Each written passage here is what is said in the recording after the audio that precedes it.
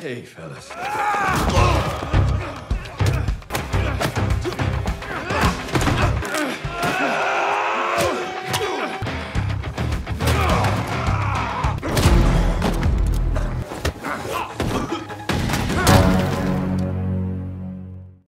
Halo, apa kabar semuanya? Semoga kalian semua sehat. Kali ini si Braya akan membahas sebuah alur cerita film terbaru dan masih anget berjudul Sniper: The Last Stand 2025. Oke, tidak usah berlama-lama, bagaimana alur ceritanya mari kita saksikan sampai selesai.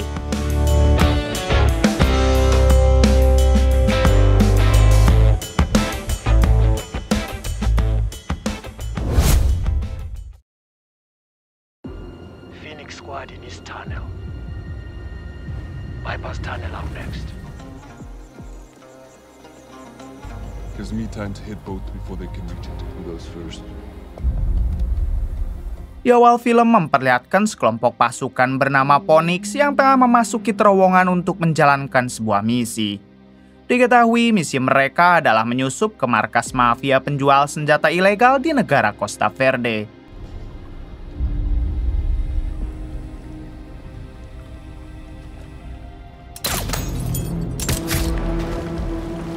Setelah menghabisi satu penjaga, mereka langsung mengambil alih CCTV untuk bisa dimanipulasi. Sementara itu, dua orang sniper dari pasukan Phoenix juga sudah bersiap dan tinggal menunggu aba-aba dari pasukan yang ada di dalam terowongan. Diberitahu sniper ini bernama Brandon Beckett, sedangkan rekannya bernama John D. Tak lama mereka mendapat aba-aba dari pasukannya yang ada di dalam terowongan untuk segera melakukan aksi dalam 1 menit. Dengan segera, Brandon dan John D saling memilih target hingga inilah aksi mereka. Ready. Fire.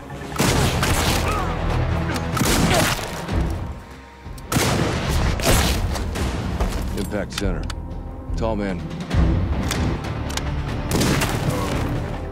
Phoenix, this is Overwatch. Target's down. The ones on the ground won't see them go down. Setelah Brandon dan John D meratakan para targetnya, pasukan Phoenix yang tadi langsung keluar dari dalam terowongan dan merangsak ke markas mafia. Masing-masing dari mereka berpencar ke segala arah karena sudah mempunyai tugas masing-masing. Lalu satu persatu musuh dapat dihabisi oleh pasukan itu dengan mode senyap.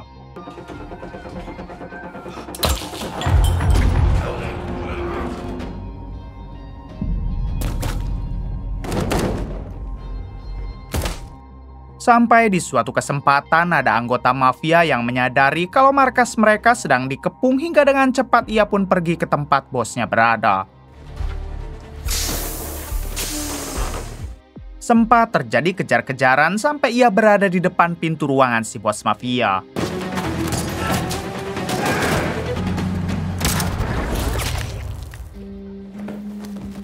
Kemudian si bos mafia yang bernama Kovalov menyerang dengan tembakan beberapa kali.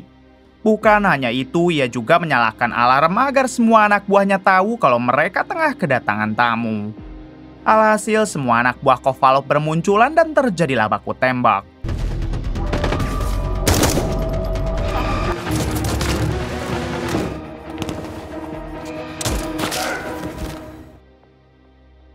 Di sisi lain ada dua orang sniper anak buah Kovalov yang diam-diam tengah mengincar Brandon dan juga John D. Untungnya John D dapat melihat posisi mereka hingga langsung melakukan tembakan bersama Brandon. Sementara itu Kovalov dan satu anak buahnya mencoba berpindah ke tempat lain sambil terus menyerang.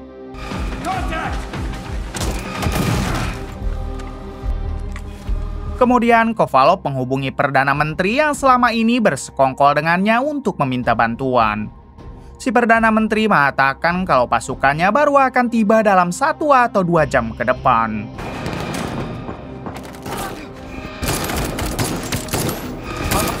Lalu Kovalov mengaktifkan senjata terbaru buatan anak buahnya ini yang apabila ia sudah terpojok maka Kovalov akan nekat meledakannya. Tak lama pasukan Phoenix akhirnya dapat mengepung Kovalov dan satu anak buahnya yang masih tersisa. Namun Kovalov mengatakan kalau mereka semua pasti akan koit. Hingga semua pasukan Ponik yang berada di ruangan tersebut langsung terpental oleh gelombang termasuk Kovalov sendiri dan anak buahnya. Adegan berpindah ke 2 hari sebelumnya dan memperlihatkan pesawat capung yang berhenti di tanah tandus negara Costa Verde. Ternyata yang turun tak lain adalah Brandon Beckett yang memang diminta untuk membantu. Lalu Brandon dihampiri oleh seorang panglima bernama Modis. Di sini Modis sangat bersyukur karena pasukannya akan bertambah setelah kehadiran Brandon, mengingat Brandon merupakan legenda sniper yang cukup terkenal di seluruh militer. Kemudian 2 orang dari anak buah Modis juga langsung menyambut Brandon dan salah satunya bernama Nova.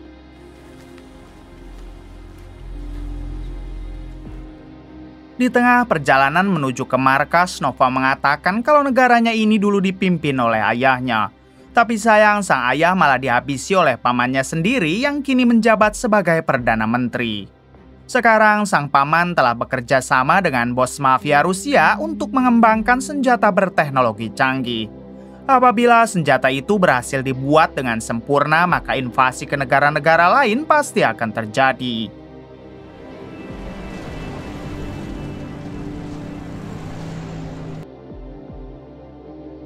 Setibanya mereka di markas, Brandon langsung disambut oleh sahabatnya yang merupakan ketua CIA bernama Jero. Jero menjelaskan kalau alasan ia memanggil Brandon yaitu untuk membantunya menangkap Kovalov, si bos mafia Rusia. Kovalov sudah sejak lama menjual persenjataan ilegal ke Amerika, tapi sekarang Kovalov sudah lebih kuat karena bekerja sama dengan si Perdana Menteri. Kemudian Jero memperkenalkan Brandon kepada para tentara yang ada di markas. Mereka semua akan menjadi satu tim untuk menyerang Kovalov, si bos mafia. This is Hera. This is Hilo. This is Anele. You call her Angel. Di waktu yang sama, Modis membawa satu pemuda bernama Jondi. Jondi adalah calon sniper yang sangat berbakat, namun masalahnya Jondi masih minim pengalaman, bahkan ia belum pernah sekalipun menghabisi musuh. Count 0. Setelah itu, mereka semua pun melakukan latihan dengan seolah-olah mereka sudah berada di ruangan si bos mafia. We will secure munitions room until it is safe. Garage. Adol Bravo D. Find and secure the research laboratory. We need to keep a low profile. Sementara di sisi lain, Jondi tengah berlatih menembak dengan dipandu oleh Brandon dan inilah hasilnya.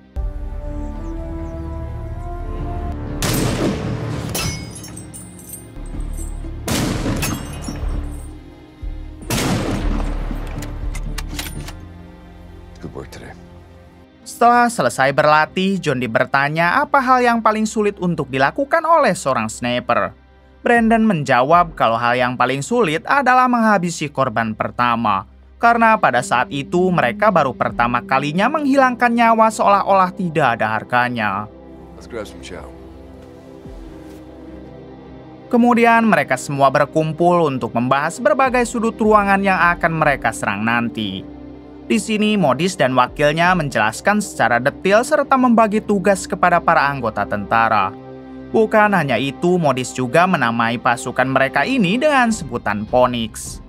On this assignment, we are Phoenix Squad. You're cleared to neutralize. Beberapa jam kemudian, semua tentara berkumpul untuk bersantai sambil melahap makanan. Lalu salah satu dari mereka bertanya kepada Modis mengenai siapakah orang pertama kali diajak bergabung oleh Modis. Modis mengatakan kalau orang yang pertama ia rekrut adalah wakilnya yang bernama Angel. Modis juga bercerita tentang kehebatan Angel saat menghadapi para teroris. Waktu itu Angel bertarung melawan puluhan orang teroris dengan tangan kosong di sebuah pom bensin. Angel sempat tertusuk di perutnya sebanyak 12 kali. Namun bukannya koit atau pingsan, Angel malah kembali bangkit lalu meratakan mereka. Mendengar cerita itu, semua tentara meminta Angel agar ia menunjukkan bekas luka tusuk tersebut. Angel pun sambil tersipu malu menunjukkannya.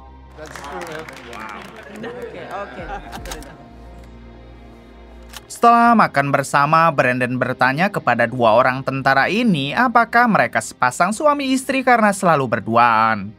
Kedua tentara itu menjelaskan kalau mereka bukan suami istri melainkan saudara. Lalu Brandon bertanya lagi apakah mereka berdua nanti akan menggunakan kapak dan mereka pun mengiyakannya. Ternyata dua orang ini berjuluk si kapak kembar karena setiap kali berperang mereka selalu menggunakan senjata kapak sebagai senjata terakhir. They're for members only. Keesokan harinya, Zero, si ketua CIA, bertanya kepada Angel mengenai apa yang sedang dilakukan Angel. Angel mengatakan kalau ia tengah menggambar seorang pelaku yang telah menghabisi putrinya. Ia sangat berharap suatu hari nanti Angel bisa bertemu dengan si pelaku lalu membalas dendam. Terungkap fakta pelakunya adalah salah satu militan dari pasukan Perdana Menteri dan oleh karena itulah juga Angel mau bergabung dengan kelompok ini.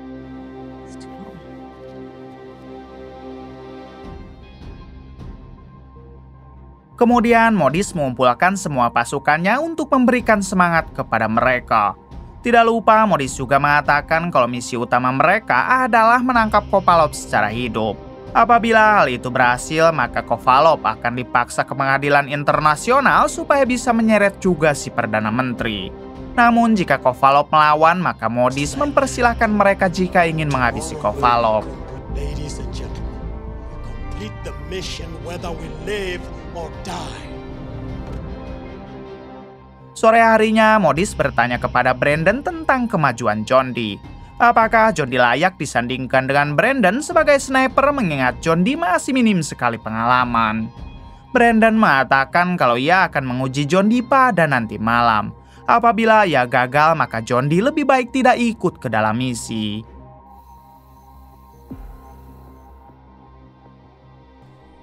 Singkatnya, pada malam hari memperlihatkan Brandon yang membawa John Dee ke suatu tempat. Lalu Brandon menyuruh John Dee untuk menembak seseorang yang tengah udut di luar rumah. Mendengar hal itu, John Dee tentu ragu mengingat Brandon baru pertama kali ke negara ini dan kenapa ia tiba-tiba menyuruhnya menghabisi seseorang. Siapakah targetnya ini dan kenapa ia harus dihabisi? Brandon menjawab kalau John Dee tidak perlu banyak tanya karena tugasnya sekarang adalah seorang sniper. Dengan penuh rasa keraguan, pada akhirnya John Dee pun menarik pelatuknya sesuai keinginan Brandon. Switch him off.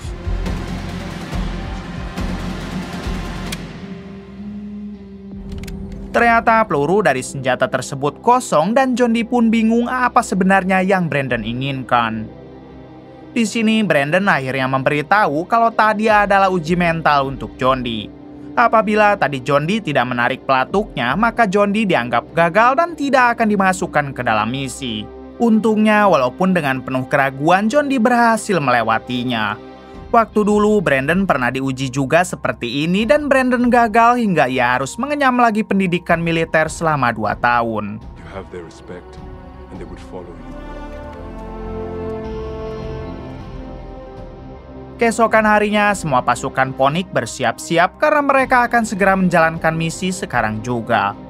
Lalu salah satu tentara bertanya kepada Brandon lagu apa yang akan mereka putar sebelum berangkat agar mereka lebih bersemangat. Brandon menjawab Roma Irama. Menjanjikan kemenangan. Setelah itu, mereka pun bergegas masuk ke dalam mobil, kemudian berperang seperti apa yang kita lihat di awal film. Adegan kembali ke masa kini, yaitu adegan saat Kovalov si bos mafia baru saja meledakkan senjata canggih buatan terbaru. Ternyata semua orang yang tadi berada di dalam ruangan selamat dan tidak mengalami luka apapun termasuk Kovalov. Bersamaan dengan itu, datang Zero, si ketua CIA yang langsung menodongkan senjata kepada Kovalov. Singkatnya, semua pasukan Ponik berkumpul termasuk Brandon. Brandon bertanya kepada Modis mengenai ledakan apa yang baru saja terjadi. Modis mengatakan kalau Kovalov telah meledakkan gelombang sonik dari senjata canggih, tapi untungnya mereka semua baik-baik saja. Sekarang Modis mengajak mereka untuk mengambil data server dari senjata canggih yang tengah dikembangkan. Namun bersamaan dengan itu, Kovalov menyela dengan mengatakan kalau semuanya akan tewas sebab sebentar lagi pasukan militan Perdana Menteri akan segera datang. Bukan hanya itu, gelombang dari senjata yang ia ledakan tadi juga akan segera bereaksi. Benar saja, selang beberapa saat, Modis tiba-tiba tersungkur diikuti oleh pasukan Ponik yang lain termasuk Kovalov sendiri. Anak buah Kovalov yang merancang senjata canggih langsung ditanya bagaimana cara menghentikan semua ini. Dia pun mengatakan tidak ada yang bisa dilakukan. Pada akhirnya, semua orang yang tadi terkena gelombang di dalam ruangan harus meregang nyawa saat itu juga. Sekarang pasukan Ponik hanya tersisa 6 orang. Lalu Jero, si ketua CIA, mengajak mereka supaya cepat pergi sebelum militan Perdana Menteri berdatangan. Angel tidak mau mereka pergi begitu saja karena Angel menginginkan semua anggota yang tewas dapat dibawa untuk dikuburkan dengan layak. Jero dan Angel sempat berdebat hingga Nova menyuruh supaya Brandon saja yang memutuskannya. Setelah berpikir sejenak, Brandon mengatakan kalau mereka harus mengambil data server dari senjata canggih yang tengah dikembangkan. Sebab apabila mereka tidak mengambilnya, maka Perdana Menteri pasti akan melanjutkan pengembangan senjata tersebut. Apalagi menurut info, jika senjata itu sudah sempurna, maka bisa menghabisi satu kota atau negara hanya dalam waktu 3 menit. Kemudian Brandon mengajak Jero dan Nova untuk menuju lab.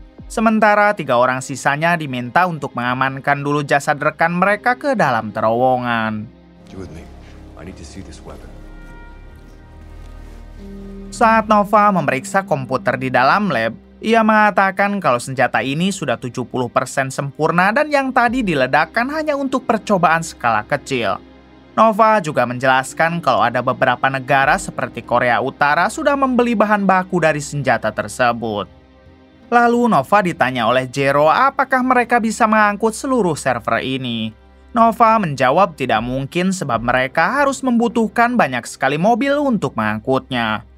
Pada akhirnya Brandon memutuskan untuk mengunggah semua data server ke satelit agar bisa langsung diakses oleh PBB.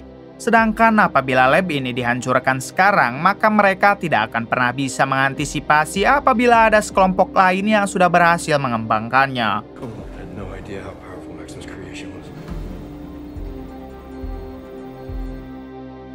Setelah itu, semua tim berkumpul lalu Brandon kembali menjelaskan tentang rencananya yang akan mengunggah semua data server ke satelit. Angel awalnya ragu sebab mereka membutuhkan banyak waktu untuk mengunggah semua data tersebut. Apalagi dalam waktu dekat, kelompok militan Perdana Menteri pasti akan segera datang. Brandon menjawab kalau hal itu memang layak untuk diperjuangkan. Saat semuanya sudah sepakat, Brandon pun langsung membagi tugas. Nova bergerak untuk mengunggah data servernya, sementara yang lain mempersiapkan jebakan, amunisi, dan stay di posisi yang tepat. Mission is completed. Whether we live or die. Dondi, your lead sniper on this. Hera, take position near the garage. Let's gather whatever munitions we can find, see what we have to work with. 30 minutes, give it or take. Di sini, Nova mencoba menghubungi rekan-rekan Modis melalui satelit berharap mereka bisa datang untuk membantu. Namun, Nova sendiri sedikit pesimis kalau mereka bisa datang ke tempat ini. 30 menit kemudian, pengunggahan data server baru 50%. Lalu, Brandon memberikan sebuah ponsel kepada Nova.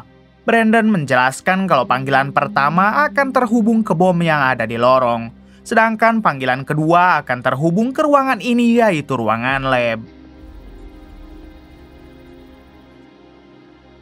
Singkatnya, semua anggota tim sudah bersiap di posisi masing-masing. Di sini, seorang anggota bernama Hera tampak masih terpukul atas kematian saudaranya. Menurut Hera, ia akan habis-habisan dalam pertempuran sekarang untuk membalas kematian saudaranya tersebut. Beberapa menit setelah itu, pasukan militan milik Perdana Menteri akhirnya tiba. Lalu saat 2 mobil menerobos ke dalam, tiba-tiba I'm going in.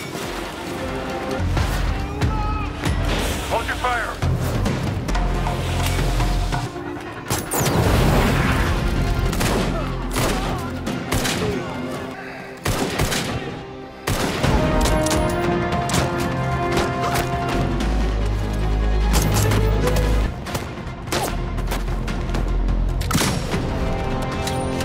semua pasukan Brandon terlihat kompak sampai mereka berhasil menghabisi puluhan tentara musuh. Di suatu ketika, Hera yang kehabisan amunisi ia pun diminta oleh yang lain untuk segera mundur dan masuk ke dalam markas. Sampai Hera dapat dipojokkan oleh satu tentara dan nyemplung ke air. Bersamaan dengan itu, beberapa tentara lain datang dan langsung mengepung Hera. Di sini Hera mengatakan kepada mereka kalau mereka telah mengejar wanita yang salah. Kemudian Hera mengeluarkan senjata kapak yang mana hal itu adalah senjata andalannya dalam keadaan terdesak.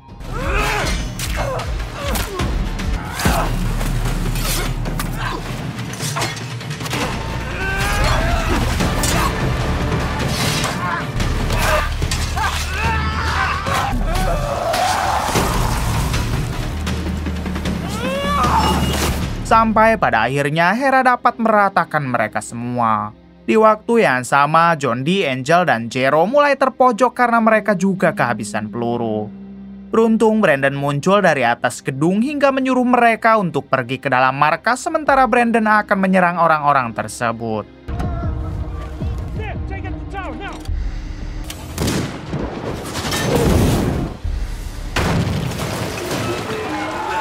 Di suatu kesempatan, Angel bertemu dengan pelaku yang dulu telah menghabisi putrinya. Sudah sekian lama Angel menantikan hal tersebut hingga mereka pun langsung berduel.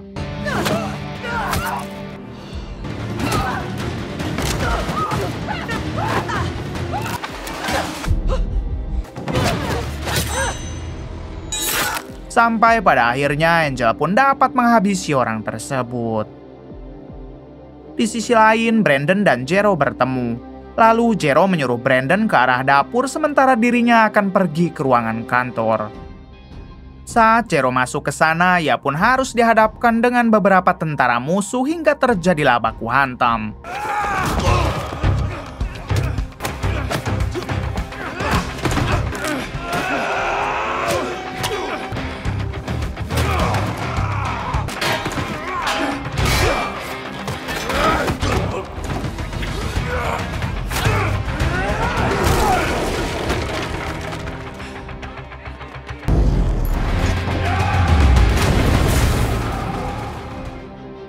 Di tempat yang berbeda, Brandon juga dihadapkan dengan beberapa tentara yang mengharuskannya untuk melawan. I'm heading your way.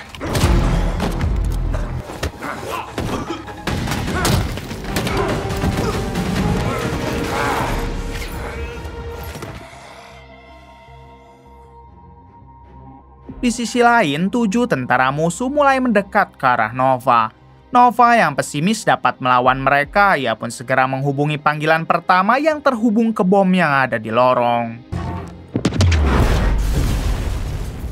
Setelah terjadi ledakan, Nova mengabarkan kepada semua timnya kalau pengunggahan baru saja selesai. Untuk itu, mereka semua diminta agar segera keluar dan berkumpul di titik temu. Adegan berpindah kepada Hera yang posisinya mulai dikepung tapi tiba-tiba lampu di situ mati. Namun saat Hera menyalakan flare, ternyata beberapa tentara sudah berada di sana dan langsung memberondong Hera. Bersamaan dengan itu, Brandon datang dan ia pun segera membalas semua tentara tersebut.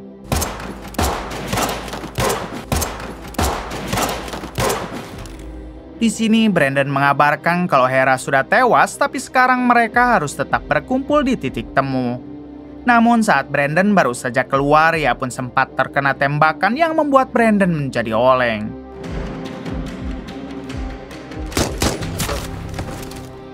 Jero yang kebetulan datang mencoba menguatkan Brandon kalau semuanya pasti akan baik-baik saja.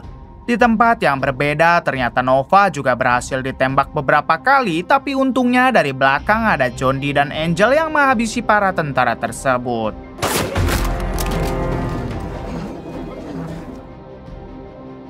Singkatnya, semua pasukan Brandon sudah berkumpul di titik temu. Di sini, Nova memberikan ponsel kepada Brandon dan menyuruhnya untuk segera melakukan panggilan kedua. Yang mana panggilan kedua terhubung dengan bom yang ada di ruangan lab.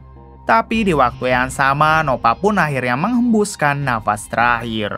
Kemudian, Brandon menyuruh pasukannya untuk bersiap lalu ia pun meledakkan bom yang ada di ruangan lab.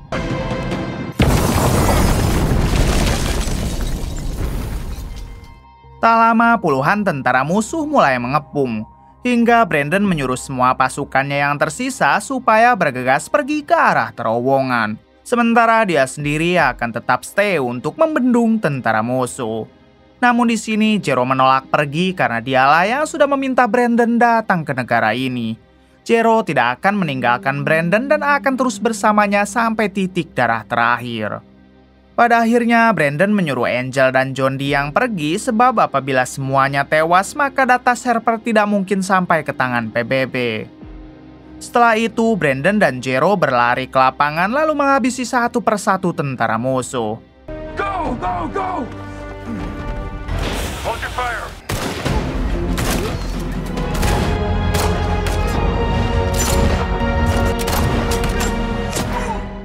Sayangnya mereka berdua kehabisan peluru yang membuat mereka akhirnya terpojok dan tidak berdaya. Tapi di waktu yang sama para tentara musuh tiba-tiba dihabisi oleh sekelompok orang.